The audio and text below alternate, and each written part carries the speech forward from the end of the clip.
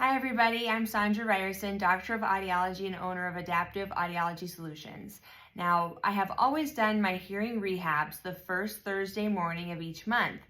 That has become an issue. Several different things have popped up recently to where it just doesn't work for me to do live recordings anymore, and I've noticed that a lot of you aren't able to join in when I'm able to do a live. So I got to thinking, especially with some changes with Facebook, it makes more sense right now for me to pre-record these, put them on the YouTube page so they can link to our website and then put them on Facebook. Facebook will take them off after so long, and that's fine. So I think this is what we're gonna do going forward. I'm just going to record these ahead of time. I am not going to stress about making them perfect because that is something I can fall into when I do these pre-recorded videos, and it just sucks so much time out of my day. I'm not gonna do that. I'm just gonna do the best I can with what I'm putting together in the moment, and just hopefully, with everything available on the internet, I won't get ridiculed too much by people. So I haven't had that happen yet, so I don't think it's an issue. We think everyone is so focused on what you're doing, but really everyone has their own thing going on. So I'm just gonna do the best I can to provide the information that I know a lot of my patients and people on Facebook appreciate me providing, and it will also be available then on YouTube later on to view if you don't get a chance to view it in its entirety when you see it on Facebook. So with that in mind, I'll still just try to post one a month, and also put those in our newsletter that we send out quarterly. And like I've said in the past, if you want to get that newsletter, just reach out to us at Adaptive Audiology Solutions and we will make sure you get it. So, okay, with that in mind, let's go ahead and get started. So last month, the topic was supposed to be behind the ear aids or tiny inside the ear hearing aids. What's the best choice? So if all hearing aids were created equal, everyone with hearing loss would choose the invisible inside the canal. Let me grab these. All right. Okay, so if everyone could, they'd go with something that sits inside the ear that's hidden, okay? And if I could design the perfect hearing aid, it would be this style.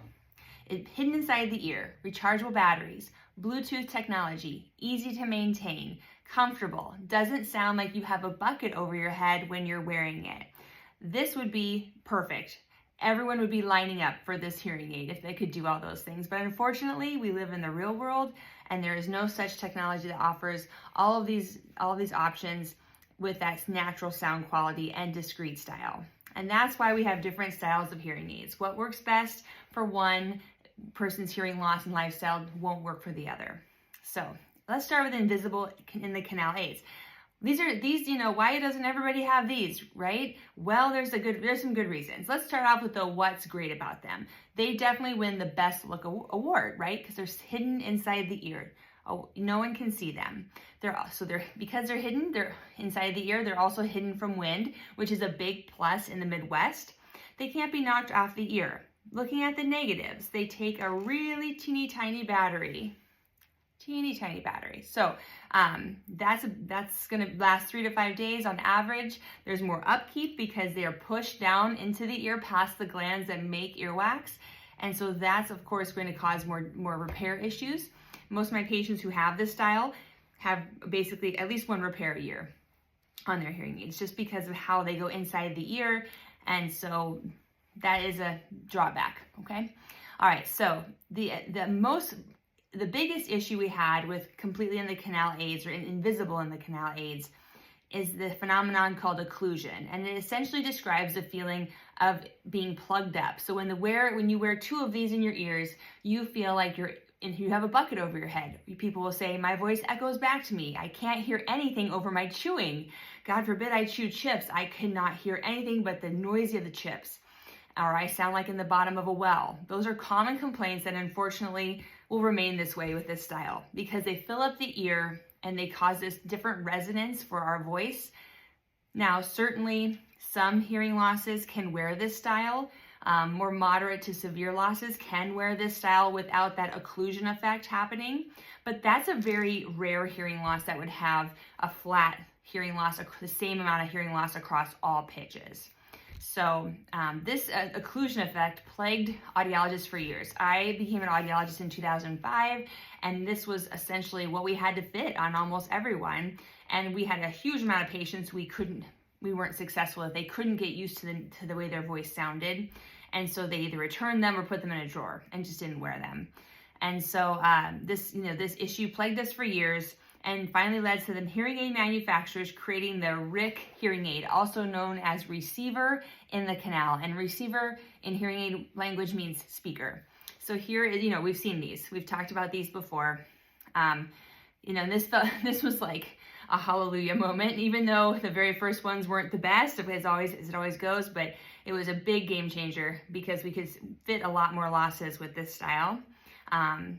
Basically, the hearing aid, the bulk of it sits behind the ear, and the speaker or receiver is inside the canal, leaving the ear open so that those low pitches can come into the ear unprocessed and untouched. All right. And so no more bucket phenomenon, no more feeling like the ear is completely blocked. And my chewing is noisy, my voice sounds so terrible.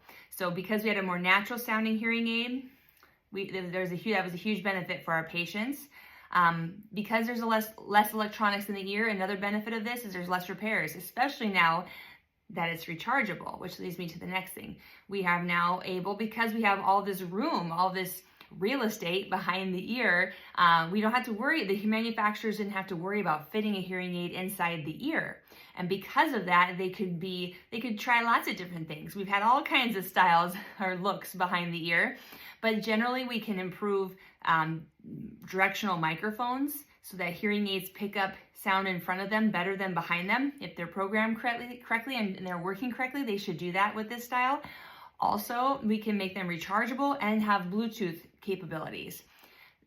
We are starting to see some of that with the inside the ear models, but it's tricky. It's tricky, and you have to have a big ear canal to hold all that technology in it. But with any ear can have those technologies if it sits up top. So that's a really big benefit. And like I mentioned, with less repairs because less electronics in the ear, once we got rechargeable hearing aids, nowhere for moisture to go through the battery compartment. So that's really reduced repairs as well. So we see a lot less repairs with this style.